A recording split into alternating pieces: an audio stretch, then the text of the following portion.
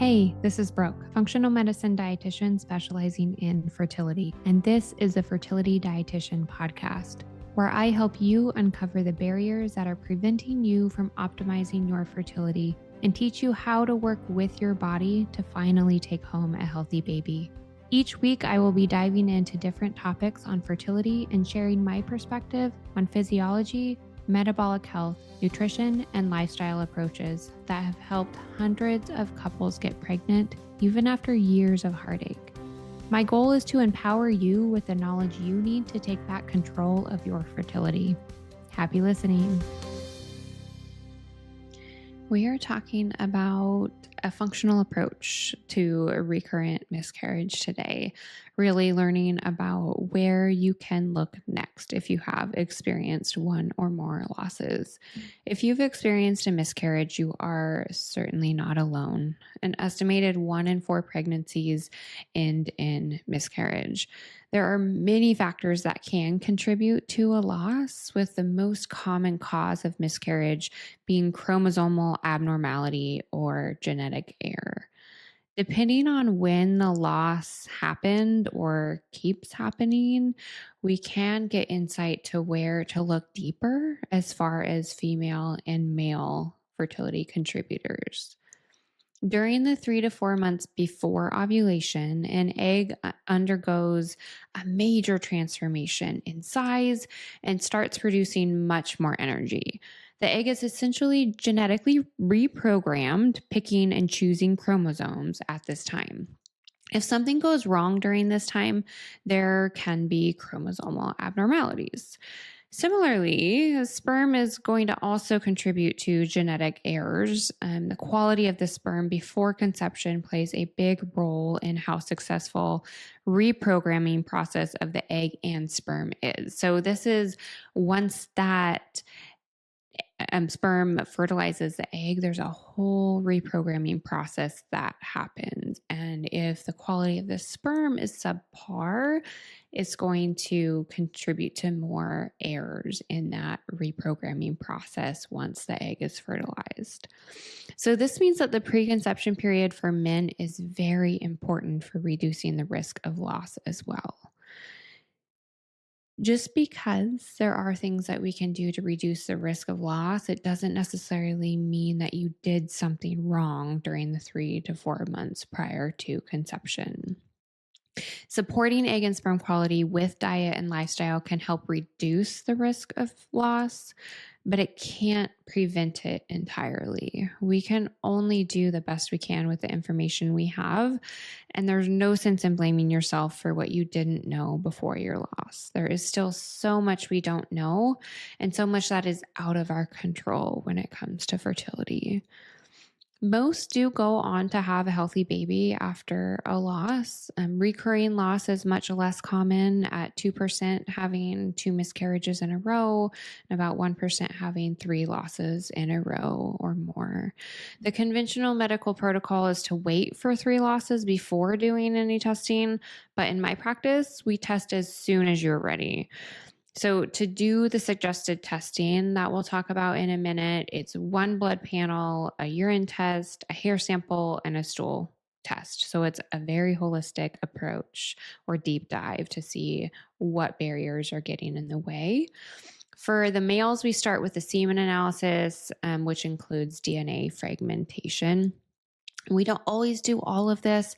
It can depend on many factors, including when the loss is happening, what your lifestyles have looked like in the recent past, and symptoms as well. The type of testing that we run together can uncover barriers in how your body is creating energy and using nutrients which support a quality sperm quality and really an environment that's going to be favorable for creating a tiny human. So the things that we're looking at with the testing in my practice is MTHFR testing, which is a genetic SNP or a genetic variation to how you're able to use certain nutrients. We often hear of folate in reference to this, but it's really going to be involving many more nutrients than folate alone. And these nutrients are really, really important for that genetic programming process of both an egg and a sperm. Um, and then, of course, it comes into play once that egg is fertilized and how successful that continued development is going to be. So, MTHFR testing, overall nutrient status and mineral balance for similar reasons. Even if you don't have genetic SNPs or variations that are making it challenging for you to use those nutrients, we still need them on board. So, we want to make sure that you're getting plenty of B12 and B6 and choline and folate. Mineral balance is huge, and I will do a whole deep dive podcast very soon on mineral balance. But minerals are required in every cell in our body to create energy. So if there's a foundational barrier in energy creation, it can definitely contribute to higher risk of loss. Um, Nutrient status around iron and what is happening with the function or regulation of iron is really important. Vitamin D, iodine, folate, overall nutrient status is really, really important. And depending on the timing of loss, we learn more about which nutrients are likely coming into play here, and we can individualize that testing accordingly. Celiac screen is always something that I want to make sure has been done. If it hasn't been done in the past, we want to make sure to get that done because that is definitely involving the immune system as well as how you're digesting and absorbing a lot of those important nutrients that are required for good quality egg and good quality sperm. Um, if you are eating gluten and you don't know that you're celiac, it impacts many aspects of health, which also impact fertility. Gut infections or major gut imbalances, again, like these things are going to impact how you're getting the nutrients out of your food, which then impact nutrient status, impact inflammation in the body, immune health. The goal is to help the body feel as safe as possible, to produce energy and build a tiny human from scratch, which is very, very energy intensive. Immune health, the gut is very much involved in this piece, but immune health can be much broader spectrum than just what's going on in the gut too. So we need to take into account what is happening as a whole with your immune health.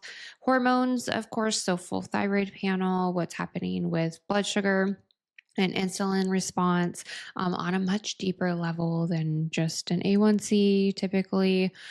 We want to dive deeper because it's such a big part of what's happening with that energy creation foundation. Cycle health, of course, we want to be looking at that as well. One of my most recent episodes in my podcast, so scroll back to last week, talked about cycle health and parameters to be looking at. We really clue in more specifically on the luteal phase when we're talking about loss, making sure what's happening with the quality of that progesterone is looking good and there aren't any errors coming up there. Gum and tooth health is also a really important area to consider, and that's not something that I can test. Your dentist is definitely going to help us out there, but by signs and symptoms of what's happening with gum and tooth health. Like, do you have a lot of cavities? What's happening with bleeding gums? The health of your mouth directly impacts the microbiome or bacterial imbalance in your gut as well, and can really impact overall inflammation in the body. So our gums are like a highway to the entire body. Our mouth absorbs things really readily. So if what's happening in the mouth is unfavorable, then it can impact our whole entire body and definitely our fertility as well.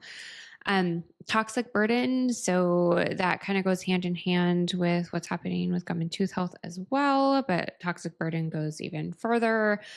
Scroll back to my detox support episode to learn even more about toxic burden and detox function.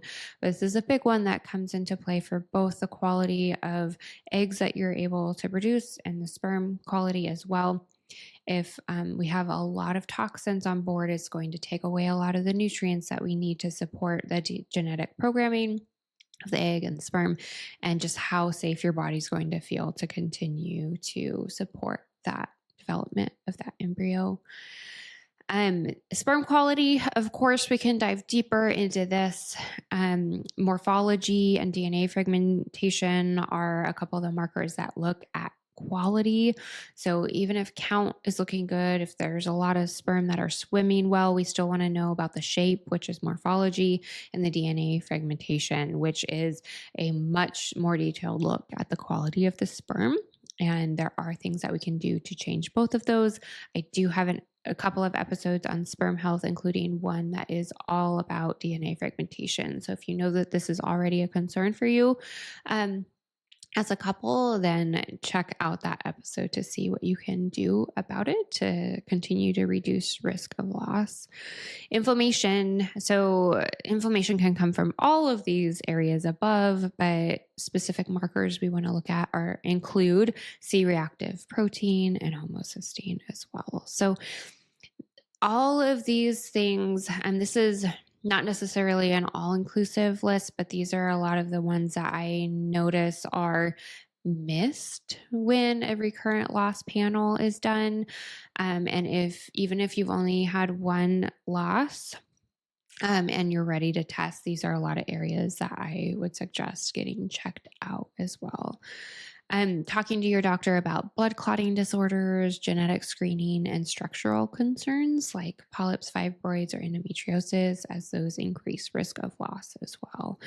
And holistically, there are ways that we can support all of those things together, but you don't have to wait to get testing. If you're ready to dive deeper after one loss, you do have options. And the most important thing is that you are feeling supported in navigating the best next steps for you. Every woman and every couple is different, and I work one-on-one with clients to individualize the approach based on all of the factors in your health history and what's happened with your most recent loss. Reach out if you're looking to add to your support team. I would love to support you. Thank you for listening to this episode of the Fertility Dietitian podcast. If you enjoyed it, please leave a review to let me know what topics you want more of or less of. If you want to keep learning, subscribe at Apple Podcasts, Spotify, or wherever you listen to podcasts. Check out my website for more info on my private coaching program, Master Your Fertility, or my membership community, Fertility Blueprint. And don't forget my digital store. Come say hi on YouTube and Instagram. See you in the next episode.